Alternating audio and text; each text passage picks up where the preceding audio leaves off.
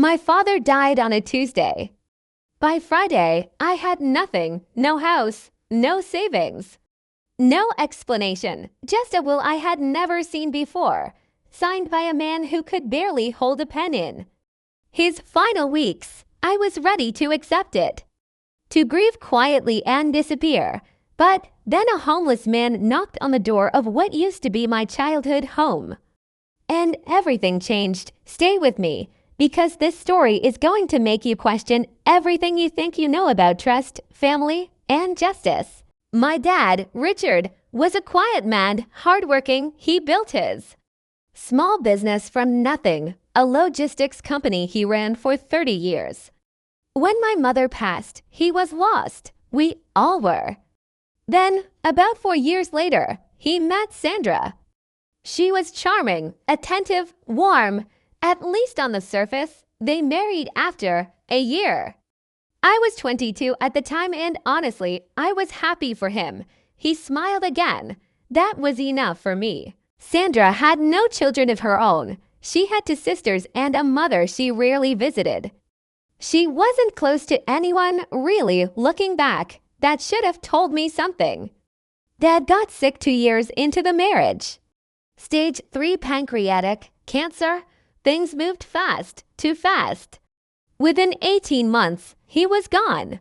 At the reading of the will, I sat across from Sandra and her lawyer. I expected a fair split. Dad had always told me verbally several times that the house, the business, and his savings would be divided equally between us. Instead, Sandra received everything, 100%.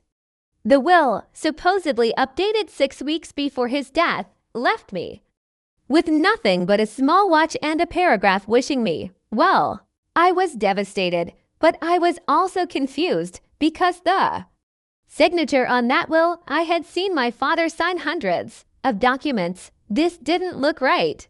I hired a small-time lawyer with the last of my savings. She reviewed the will and told me it was legally filed, properly witnessed, everything appeared in order. She advised me to let it go, so I moved out of the house I grew up in. Rented a tiny apartment, tried to rebuild. For 8 months, I convinced myself I was wrong. That grief makes you see things that aren't there. That maybe Dad had simply changed his mind. Then one evening, my phone rang. It was a number I didn't recognize, a local code but no name. I almost didn't pick up. On the other end was a man named Walter. He said he used to work for my father, odd jobs, deliveries, cleaning the warehouse. He had fallen on hard times since Dad passed and was now living in a shelter. He had heard through someone that Sandra had sold Dad's business for a large sum and was now planning to sell the house too. He said, "I don't know if this matters anymore." But I was there the day that new will was signed. And your dad, he didn't sign it.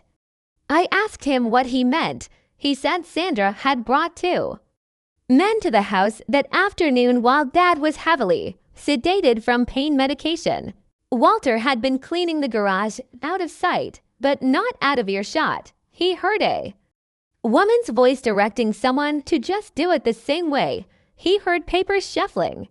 He heard a door close. He didn't know what he had witnessed until later, when he heard Dad had left everything to Sandra and nothing to the daughter who visited every single week during treatment.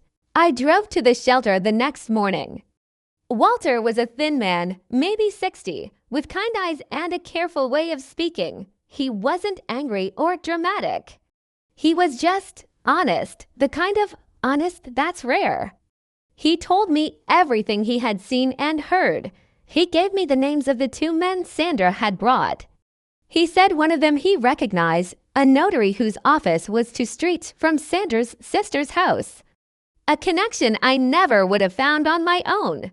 I went back to my lawyer with everything Walter had told me. This time, she leaned forward in her chair. She said, "This changes things." We hired a forensic document examiner, someone who analyzes handwriting and ink professionally. Within 3 weeks, she delivered her report.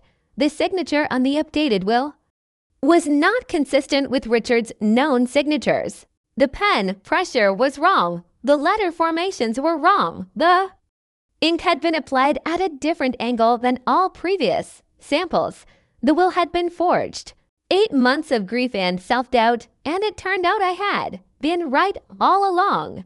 We filed to contest the will on the grounds of fraud and undue influence. The case attracted attention from the local DA's office once criminal forgery became part of the conversation. Sandra's lawyer fought hard. They tried to discredit Walter, a homeless man with no formal record of employment. They called him as if living in hard times made a person a liar. But Walter held up in deposition. He was consistent, specific, and calm. He remembered details that couldn't have been invented. They also traced the notary under pressure. He broke. He admitted he had been paid by Sandra's sister to witness and stamp the forged document. He said he thought it was a technicality. He lost his license within a month of that statement. Sandra was charged with will forgery, fraud, and elder financial abuse. Her lawyer eventually negotiated a plea deal. She avoided prison time but was ordered to repay the full estate, including the proceeds from the business sale she had already completed.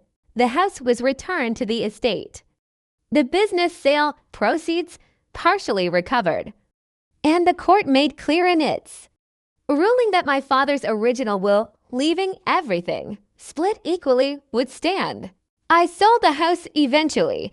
I couldn't live there. Too many layers of things that had happened inside those walls: love, loss, betrayal. But I kept the watch. The one thing Sandra had left me in the fake will.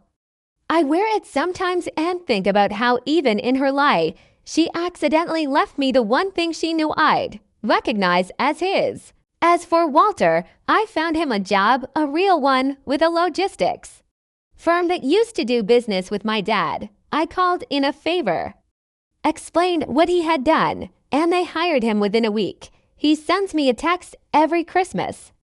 That's enough. That's more than enough. What I learned from all of this is that grief makes you want to shrink. It makes you want to believe the worst of yourself rather than the worst of other people.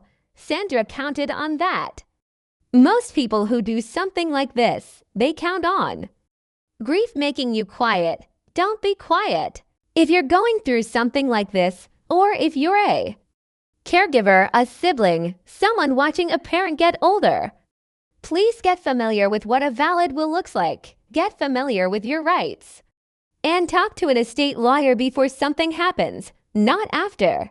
If this story reached you, share it with someone who needs to hear it. And drop your thoughts in the comments. I read every single one. I'll see you in the next one.